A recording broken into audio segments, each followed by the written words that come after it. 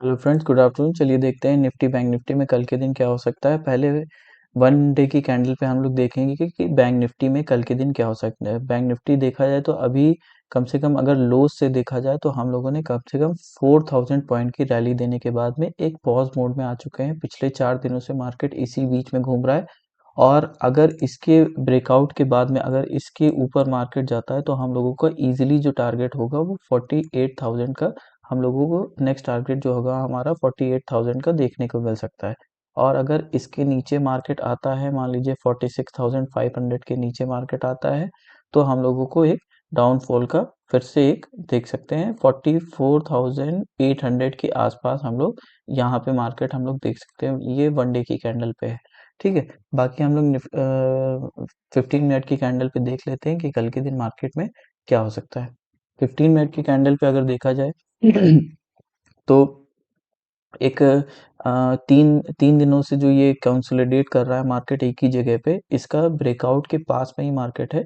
देखा जाए तो 47,300 के अगर 47,300 और 47,200 के बीच में कहीं अगर मार्केट खुलता है, इसी के बीच में अगर मार्केट खुलता है तो हम लोगों को एक अप की रैली देखने को मिल सकती है। फिर हमारा जो पहला टारगेट होगा वो 47,500 का होगा। 47,500 के ऊपर अगर मार्केट जाती है थोड़ी बहुत भी, तो हो सकता है हम लोगों को 47,600 भी देखने को मिल सकता है। लेकिन कब, जब अगर इसी के बीच में मार्केट खुले और खुलने के बाद में एक 5 मिनट की कैंडल या 10 मिनट की कैंडल पे सस्टेन होने के बाद में ब्रेकआउट देता है और सस्टेन करता है, तो हम लोगों को 47,500 एंड 600 के टारगेट्स मिल सकते हैं इजीली।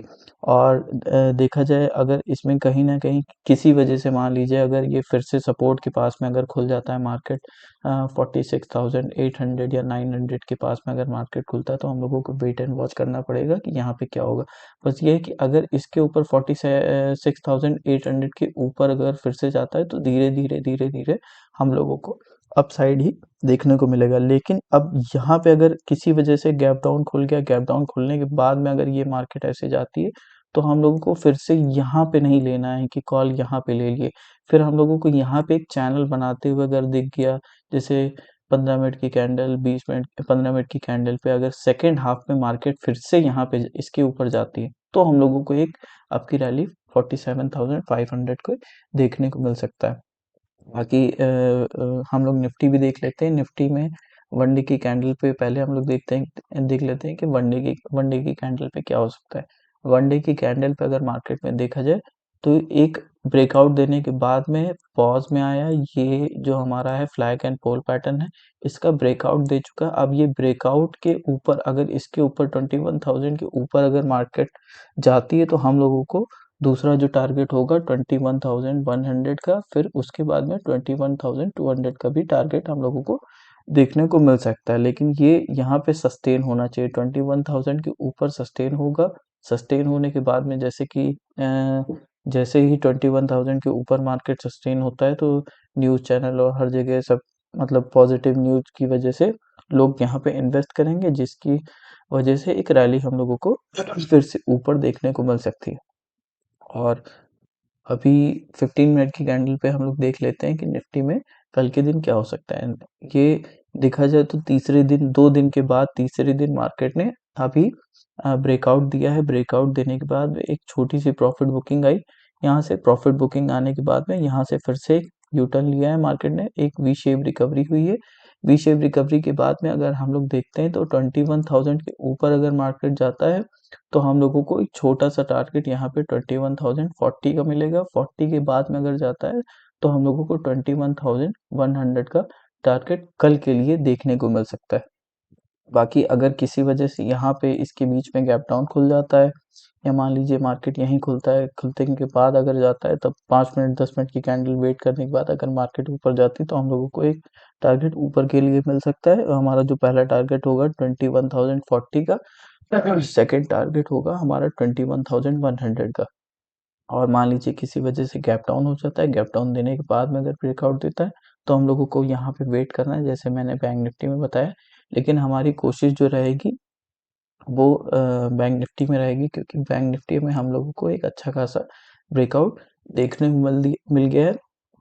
यहाँ पे अगर मार्केट किसी वजह से भी 47,350 के ऊपर अगर सस्टेन कर गई, तो हम लोगों को एक बड़ा टारगेट मिल सकता है और इसको कोशिश हम लोग करेंगे होल्ड करने के लिए। चाहे छोटा क्वांटिटी हो, कोई ज़रूरत नहीं है कि आपके पास 10,000 हो तो 10,000 से ही पूरा का पूरा ट्रेड करना है। हम लोगों को 2,000 रुपए से ट्रेड करना है, 20% का कैपिटल होना चाहिए आपका और इसको होल्ड करना है। जब हम लोग होल्ड करेंगे ना, तो हम लोग यहाँ पे ट्रेल करते हुए जब चलेंगे तो हम लोगों को एक बड़ा पैसा मिल सकता है। फिर हम लोग यहाँ पे प्रॉफिट बुकिंग कर सकते हैं, या मान लीजिए आपने 20 क्वांटिटी वो 100 क्वांटिटी ली, तो हमारा जो यहाँ पे होगा, जहाँ पे ट्रेल करना चाहिए, यहाँ पे 50% क्वांटिटी बुक करने के बाद में 50% क्वांटिटी हम लोगों को ट्रेल करते हुए चलना है और यहाँ पे हम लोगों को प्रॉफिट बुकिंग करनी है। बाकी अगर किसी वजह से गैप डाउन हो जाता है, तो गैप डाउन में हम लोगों को वेट करना है कि कल के दिन क्या हो सकता है। हो सकता है कि यहाँ पे प्रॉफिट बुकिंग फिर से देखने को मिल जाए, क्योंकि ये जो रैली गई है, हो सकता है कि प्रॉफिट बुकिंग भी जाए। लेकिन अगर इसके ऊपर मार्केट खुलता है, 47,000 के ऊपर ही मार्केट रहता है, तो हम लोगों को एक रैली फिर से अपसाइड की देखने को मिल सकती है।